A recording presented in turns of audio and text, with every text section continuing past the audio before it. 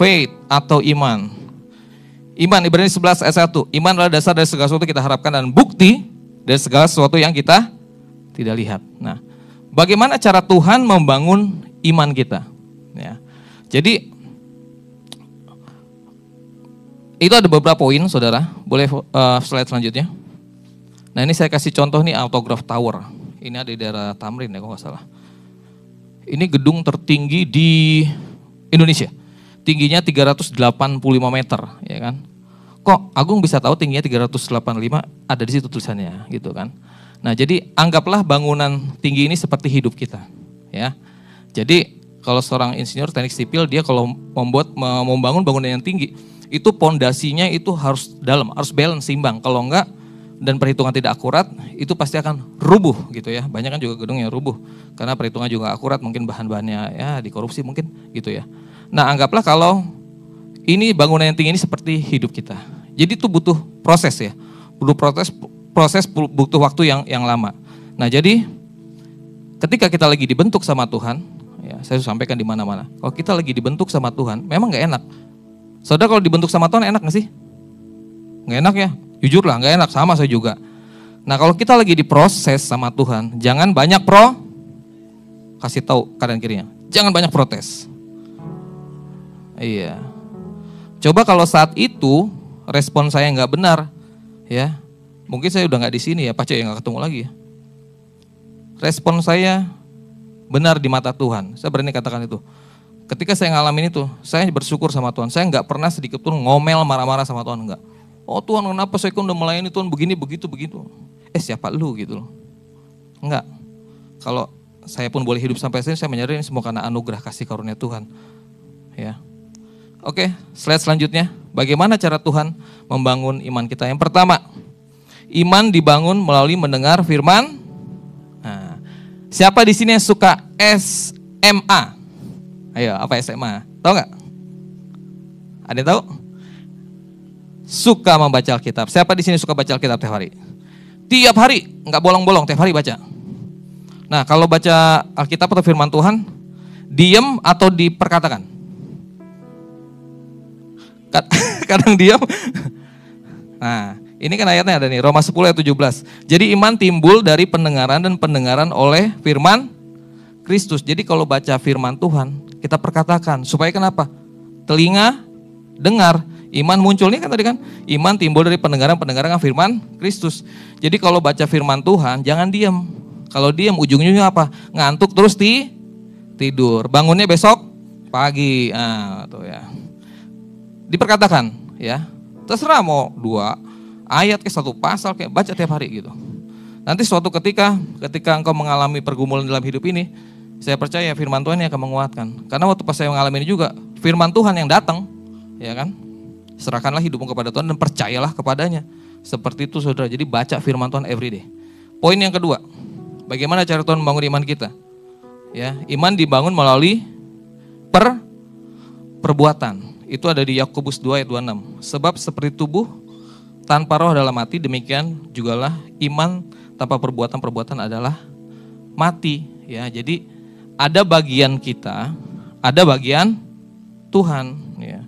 Banyak pasien-pasien saya temuin, mereka khususnya kalau yang kanker ya, itu kalau mau di kemo tuh takut. Betul ya Bu Dokter ya? Iya, saya juga sama, takut gitu kan. Nggak apa-apa saudara. Kalau misalnya ada yang divonis kanker, itu kan mau prosedur kedokteran saat ini, ya. Selebihnya kita serahkan dalam tangan Tuhan. Jadi ada bagian kita lakukan, ya kita datanglah periksa ke dokter. Bagian Tuhan, selebihnya tuh mujizat. Ya kalau saya hidup sampai sini mujizat kan, benar nggak?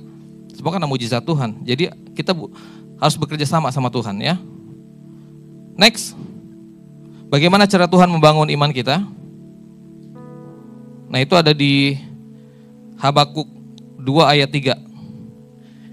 Iman dibangun melalui masa tunggu, ya kan?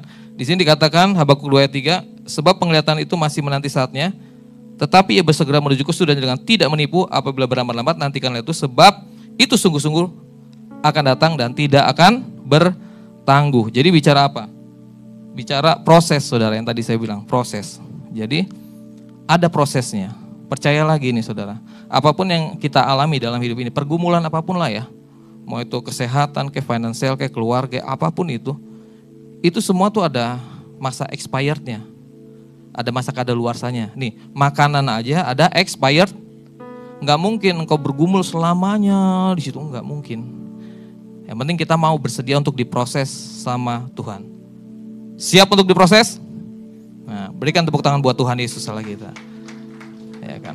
Banyak yang bilang ke saya, enak ya Kak Agung ya, kemana-mana gitu kan, pelayanan. Ya udah, kamu mau kayak saya. Kadang jemaat nih maunya tuh hanya berkatnya aja gitu kan. Salah nggak sih kalau kita dapat berkat dari Tuhan? Nggak salah ya Pak Gem ya? Salah nggak sih kalau minta kesembuhan? Nggak salah. Tapi bukan itu, gampang. Kalau kesembuhan mah gampang buat Tuhan, tinggal gini aja, sembuh. Nggak perlu saya berdarah-darah tuh kayak tadi itu, ya kan? Tapi saya harus jalanin nih prosesnya, proses demi proses jalanin, nggak apa-apa gitu. Supaya kenapa? Supaya saya menyadari, melihat bahwa karya Tuhan tuh bukan hanya besar dalam hidup saya, itu membuktikan cinta kasih Tuhan buat saya dan buat kita semua. Gitu. Jadi kalau kita lagi diproses ya, ikutin aja saudara. Ya. Di sini siapa yang mau terima mujizat besar dari Tuhan? Angkat tangannya mau. Biar difoto lagi sama malaikat. Sekarang banyak foto ya. Nanti masuk IG. Mau ya terima mujizat Tuhan? Yakin tante mau ya? Siap terima masalah besar? Nanti dulu. Oh iya dong. Di balik masalah besar tuh ada mujizat besar loh. Ya, nggak ada. Itu seperti itu rumusannya saudara. Ya, iman itu kan perlu diuji. Ya. Kalau kita sekolahnya dari SD, SMP, SMA, kuliah kan ada ujian kan. Emang mau TK terus? Kan enggak kan? Next. Contohnya ada di ini nih. Saya tulis ada 4 contoh ya. Iman dibangun dalam satu tunggu. Yang pertama itu kisah Abraham. Nanti baca sendiri di rumah ya. Kisah Abraham kan dijanjikan sama Tuhan tuh akan memiliki keturunan bla bla bla gitu kan. Akhirnya tergenapi kan?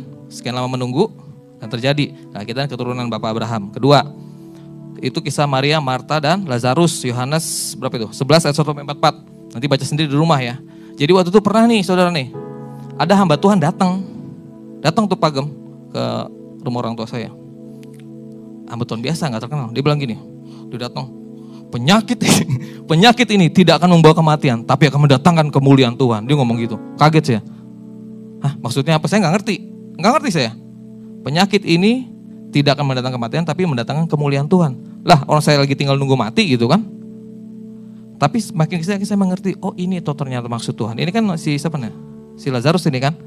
Waktu itu kan Tuhan dengan sengaja tanda kutip untuk apa? Tidak langsung menemui Lazarus kan. Akhirnya Lazarus meninggal. Ini ada kok ayatnya itu di 1 Yohanes itu. Yohanes 11 itu. Di situ. Dia juga sama mengatakan itu kepada si Maria. Dan akhirnya Lazarus sudah meninggal dan hidup lagi gitu saudara. Di sini ada yang penasaran nggak si Lazarus sakit apa? Tahu nggak? Lazarus sakit apa sih? Ditulis nggak di Alkitab? Ada yang tahu nggak? Lazarus sakit apa gitu? Waktu itu saya pernah khotbah di Kelapa Gading, ada ibu nunjuk sakit demam katanya. Ya nggak salah juga sih. Saya waktu pas meninggal saya nggak ketemu si Om Lazarus. Kalau ketemu saya tanya, Om sakit apa Om gitu kan? Saya sih ini hanya tafsiran aja Pak Gem, tafsiran saya nyari-nyari gitu. Saya juga penasaran. Nah penyakit itu sepsis, jadi peradangan pada organ-organ vital. Jadi ini berkaitan dengan nyawa saudara. Contoh peradangan itu kan sifat alamiah tubuh karena ada zat asing atau benda asing yang masuk ke tubuh. Nah jadi peradangan dari jantung, mungkin paru-paru, akhirnya berlarut-larut dan akhirnya dia meninggal. Dan saya percaya waktu si Om Lazarus ini dibangkitin, dia pasti juga bersaksi. Ya, tapi kan dia udah rumah Bapa di surga kan. Itu contoh yang ketiga, kisah Bartimeus yang buta, itu ada di Markus ya. Akhirnya disembuhkan sama Tuhan. Yang keempat, perempuan yang sakit pendarahan 12 tahun. Nah itu juga disembuhkan sama Tuhan. Ya, asal ku jamah saja ujung jumbai jubahnya, aku akan sembuh. Wah, luar biasa, imannya luar biasa. Dia datang kepada Tuhan bukan hanya untuk minta kesembuhan, tapi dia ingin mengenal siapa sih Tuhan Yesus gitu kan. Jadi kekristenan tertinggi adalah dia mengalami dan mengenal Kristus secara utuh dan penuh. Itu saudara. Ya, saya percaya perempuan yang sakit pendarahan nama orang pendarahan, itu pasti lemes dong. Keinjak-injak gak nih perempuan? Ya pasti keinjak lah, gak mungkin gak keinjak gitu kan. Terus apa kabarnya nih orang-orang yang di samping Tuhan Yesus kan tepuk-tepuk pasti pacek gitu kan. Kok gak sembuh gitu Pak? Ada yang sakit tuh, pasti ada yang sakit tuh, gak mungkin gak. Kok gak sembuh? Malah perempuan ini sembuh. Sampai Tuhan Yesus bilang, seperti ada kuasa yang keluar dari tubuh aku, kata gitu, kata Tuhan kan. Dan akhirnya tahuan nih perempuan nih yang yang pegang jumbai jubah, padahal nggak nyentuh tubuh Yesus. Nah di zaman modern ini ada saudara, saya ketemu sama orang, saya ketemu Pak Gem. Saya banyak ketemu orang asing soalnya. Tahun 2023 kemarin, ini nanti kalau Rifan Alisa kamu dengar ya, apa saya kutip kesaksianmu. Jadi dia ini sakit pendarahan juga sama, seperti kayak di Alkitab. Ini 12 tahun ya kalau di Alkitab. Dia tahu nggak berapa? 15 tahun. Nah dia masih berobat tuh sampai sekarang. Saya bilang gini, Lisa, saat ini kamu masih perawatan. Ya walaupun dokter belum menyatakan kamu sembuh, kamu harus bersaksi ya. Ini udah mujizat loh, kamu 15 tahun bertahan loh. Akhirnya saya bawa ke Solusi waktu itu. Ada, nanti cari aja kesaksiannya dari Solusi. Nah itu ada saudara. Jadi saya percaya mujizat Tuhan sampai sekarang pun masih berlaku. Ya, bukan katanya-katanya, ini saya buktinya saya juga ngalamin. Next. Bagaimana cara Tuhan membangun iman kita? Poin yang keempat, iman kita dibangun melalui pencobaan. Nanti baca ya di terus kisah tentang Ayub ya. Bayangin Ayub tuh ujuk-ujuk. Bahkan sampai firman Tuhan bilang nih orang yang paling saleh di muka bumi ini gitu kan. Tiba-tiba langsung dia sakit. Usahanya habis kebakar ya kan. Anak-anaknya mati. Ya tapi kan dia respon dia benar di hadapan Tuhan. Akhirnya dia dipulihkan sama Tuhan gitu. Karena waktu itu kan iblis kan ketemu sama Tuhan kan. Tuh coba lihat hambaku tuh Ayub. Jelas aja Tuhan, engkau pagari dengan pagar perlindunganmu kata Tuhan gitu. Ya udah, aku cabut deh pagar perlindungan, asal jangan kamu usik nyawanya. Tiba-tiba langsung kejadian seperti ini kan. Nah melalui peristiwa ini akhirnya Ayub mengalami sendiri tuh perjumpaan dia sama Tuhan. Dia mengenal Tuhan akhirnya. Bukan dari kata orang, dia sendiri melihat dengan matanya. Poin yang terakhir. Bagaimana cara Tuhan membangun iman kita? Iman dibangun melalui pertolongan Tuhan ya. Iman dibangun melalui pertolongan Tuhan. Di 2 Korintus 1 ayat 10. Dari kematian yang begitu ngeri, Ia telah dan akan menyelamatkan kami, kepadanya kami menaruh pengharapan kami bahwa Ia akan menyelamatkan kami lagi. Jadi percaya saudara, kalau Tuhan sudah tolong kita di masa lalu, Tuhan yang sama juga tolong kita di saat ini dan di saat yang akan datang. Karena apa? Dia Alfa dan Omega, yang awal dan yang akhir. Firman-Nya ya dan amin pasti terjadi saudara. Jujur waktu pas saya divonis kanker, tahu ya kanker itu kan penyakit yang mahal pengobatannya. Namanya juga kanker kantong kering, tahu semua kantong kering. Saya nggak punya itu loh asuransi, bukan asuransi swasta, saya nggak punya. Saya hanya punya BPJS saja Pak Gem. Tahu BPJS apa kepanjangannya? Tadi saya udah kasih ini sama Pak Gem. Tahu nggak BPJS apa? Ada yang tahu nggak kepanjangannya apa BPJS? Tahu? Hah? Apa? Berharap pada Jesus saja. Itu benar, dapat hadiah ntar. Iya, jadi berharap sama Tuhan Yesus aja saudara. Saya cuma berharap aja sama Tuhan Yesus gitu. Mau gimana lagi gitu loh. Ya walaupun saya masih terima gaji satu ya nggak cukup. Obat kemoterapi saya 1 strip 17 juta. 3 strip kalian aja sendiri berapa gitu. ICU udah berapa gitu. Dan itu semua Tuhan kirim berkat dari manapun. Sampai sekarang saya nggak pernah kekurangan. Saya ini bukan full timer gereja ya. Saya full heart. Bedanya full timer sama full heart tuh beda. Full timer itu dia kerja di gereja dapat PK lah kata gitu ada gereja ya, Pak Bener ya. Kalau saya full heart ya. Saya ini pengusaha. Tahu nggak saya? Pengusaha kayu salib saudara. Jadi kemanapun Tuhan utus saya jalan. Nanti saya ada KKR nanti di Jogja nih tanggal berapa tuh? Bulan Juni. Tadi harusnya mau April ini Pak Gem, cuman saya pending dulu nanti deh Juni aja. Karena kan pas sudah mau libur, karena anak muda nanti semua di situ. Dan kemanapun sampai saat ini saudara, saya beritakan saksikan ini bahkan sampai di jalan-jalan gitu. Saya ketemu banyak orang-orang yang bukan dari kalangan kita. Tahu ya, bukan dari kalangan kita ya, mereka dari seberang. Dan puji nama Tuhan sampai sekarang mereka nggak ada yang tolak saya. Dan pesan satu lagi gini saudara, tugas kita hanya beritakan. Ya, masalah mereka mau percaya enggak itu urusan Roh Kudus. Yang penting kita sudah menabur. Yang menuai siapapun, gereja manapun, itu terserah Tuhan gitu loh. Jadi kemana saya pun sudah jalan, ceritakan kabar keselamatan daripada Tuhan Yesus Kristus. Karena apa? Tuhan Yesus satu-satunya jalan, kebenaran dan hidup. Nggak ada yang lain saudara. Kalau sekarang lagi ramai di YouTube kan, bicara ini itu kan. Keselamatan hanya cuma satu, melalui Tuhan Yesus Kristus. Gak ada yang lain, saudara. Ya, jadi pegang itu kuat-kuat. Ya, pegang itu kuat-kuat. Jangan sampai satu orang pun merebut mahkotamu. Ini pesan yang terakhir, saudara. Tadi saya diingetin tiba-tiba. Tuhan Yesus sudah bentar lagi mau datang, saudara. Udah gak akan lama lagi. Waktu itu ada ibu pendoa nih, di salah satu gereja waktu saya pelayanan di Jakarta. Dia dapatin tentang saya gitu. Nah jadi, di Asia, khususnya di Indonesia, ini akan terjadi penuaian yang sangat-sangat besar dan gak akan terjadi lagi. Persiapkan diri kita masing-masing. Nanti nih gereja ini gak muat, Pak Gem. Pacen tapi berhujan, gak di sini. Tuh di lapangan semua, di jalan semua. Gitu, saudara. Saya nggak kenal nih ibu pendoa ini. Jadi tiba-tiba dapetin yang sama gitu kan.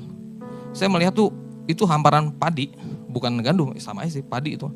Yang sudah mengunding, itu ada malaikat Tuhan lagi ngirik ini. Jadi ibu pendoa ini dia belum tahu cerita saya. Jadi saya tuh lagi sakit waktu itu kan, yang leukemia itu kan. Jadi katanya ada tangan besar dari langit turun, itu tangan Tuhan Yesus. Darahnya itu tercurah di tubuh saya. Jadi tubuh saya dibungkus kayak mumi gitu loh. Bungkus kayak mumi gitu, pecah akhirnya.